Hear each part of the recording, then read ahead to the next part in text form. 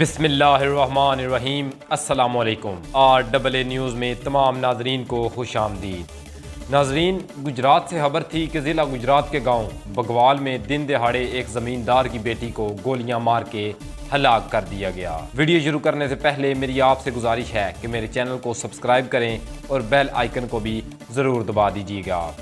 مورہا 2/5/2021 کو دن 10 بجے لڑکی اپنے گھر کے صحن میں کام کاج کر رہی تھی تو اچانک شہزیب ولد حالد حسن مسلح 30 بور پسٹل، جنگیر عرف ببلو مسلح پسٹل اور ایک کس نامعلوم فرد دروازے کو دھکا مار کر اندر گھس گیا اور اندر داخل ہوتے ہی جنگیر عرف ببلو نے للکارا مارا کہ ان کو میرے بھائی شہزیب کو رشتہ نہ دینے پر قتل کر دو، جس پر شہزیب ولد حالد حسین نے اپنا سیدھا فائر اس لڑکی پر کیا اور گولی اس کے سر پر لگی جو موقع پر جاں بحق ہو گئی۔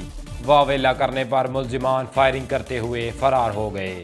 اس مکمل واقعہ کا تنازع رشتہ ہے۔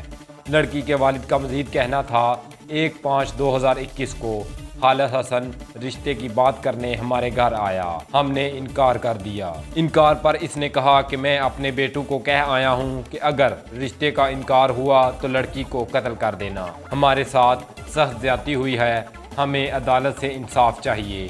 مزید تفصیلات کے بعد SHO تھانہ گلیانہ نے ملزمان پر پرچہ درج کر لیا۔